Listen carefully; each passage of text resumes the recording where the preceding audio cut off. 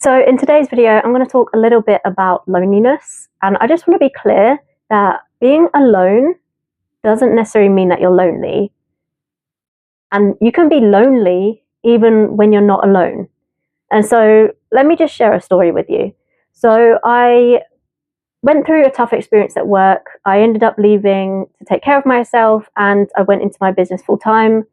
This was during the pandemic, so we were all pretty much gone directly from office environments, school environments, to being isolated and remote working at home.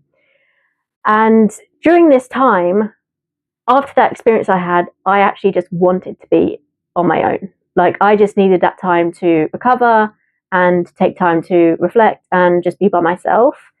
And it took a really long time for me to go through this experience, even though I was suffering a lot through this experience. Once I started to kind of come back to just myself, I noticed, and especially when my cousin, for example, would come and visit me or something like that, and then they would go, I noticed that feeling of having that company and then that company no longer being there. And it took a while for me to realize that what I was feeling was actually loneliness.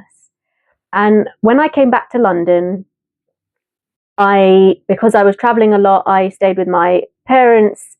And even when I'm around family, like, I love my family to bits, but day to day, when I'm just kind of at home and working, or I even tried going to like business accelerators or co-working spaces and things like that, but it just wasn't really like clicking for me whilst I was in London. And I just felt really lonely, and it really affected my mental health to the point where something was just pulling me in a different direction, and that direction was travel. And what I found was, when I was traveling, and a lot of the time I just booked like a one-way ticket and just kind of winged it from there, because I didn't have the time constraints that you usually have with like annual leave. And so what I found was that I was gravitating towards experiences that led me towards community. And when I was in those experiences, I absolutely loved it. Like, you come out of those experiences, such as a retreat, for example, where you're around this community of people going through these experiences together, you're communing together, so you're eating together, you're kind of in the same living space together. And I would come out of those experiences feeling so whole. And then I would come back to reality and feel like I'm just back in square one, like back to this sense of loneliness. And especially as somebody who has her own business, and I'm like working full time as pretty much a solopreneur, like, I don't have a big team and I go to a specific location where I'm around this team. And bear in mind, when I was in the workplace, like, I loved working in the office environment. Like, I loved just being around people.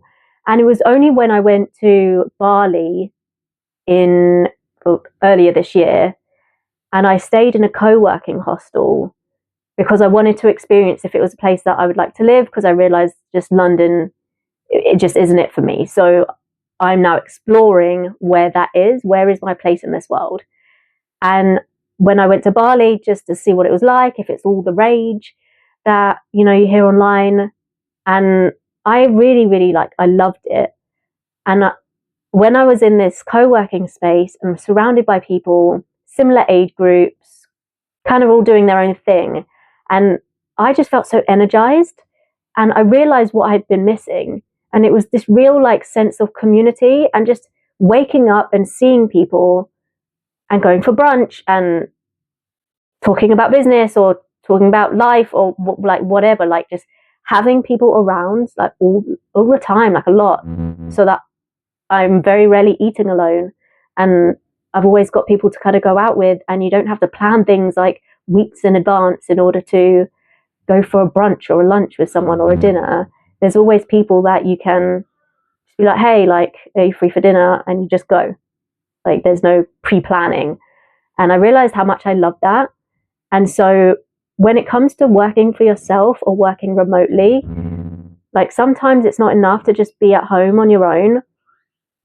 or even if you have a partner or you're living with family, it's more like finding environments where you're still able to connect with people, because being on your own or working on your own for a long period of time, like eventually your mental health just starts going down if you're not incentivized to go out.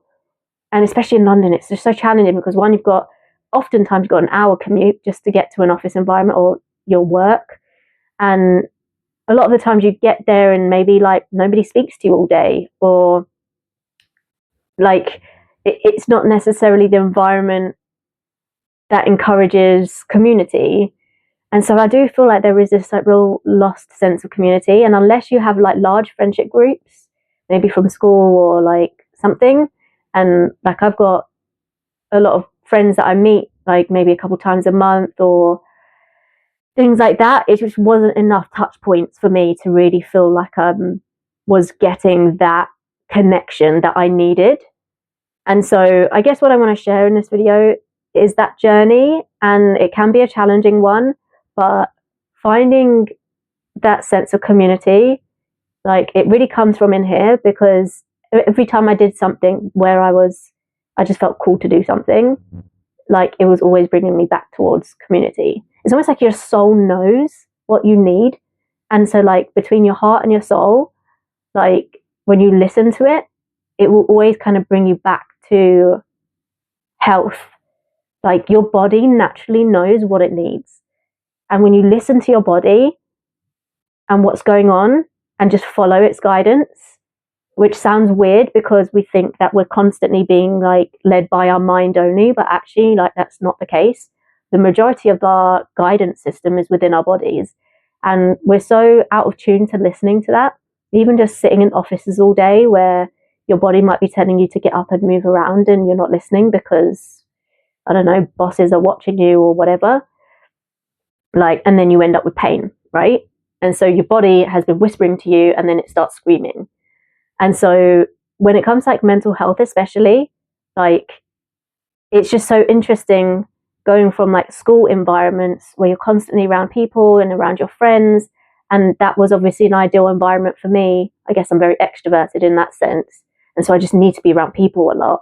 And then going to a work environment where initially it was going really well and then it wasn't. And I no longer really wanted to be that kind of environment. And so navigating a new environment where I can thrive and feel very energetic and alive and connected, like that can be a journey in itself. So yeah, if that's the kind of journey you're on and you're doing the solo thing, and or you're remote working or whatever, like finding those environments where you can connect with people is just, I mean, maybe it sounds so obvious when you say it out loud, but I mean, it's a journey. So yeah, I think you get the idea. So I'll leave it there. Good luck with that, and I will see you another time.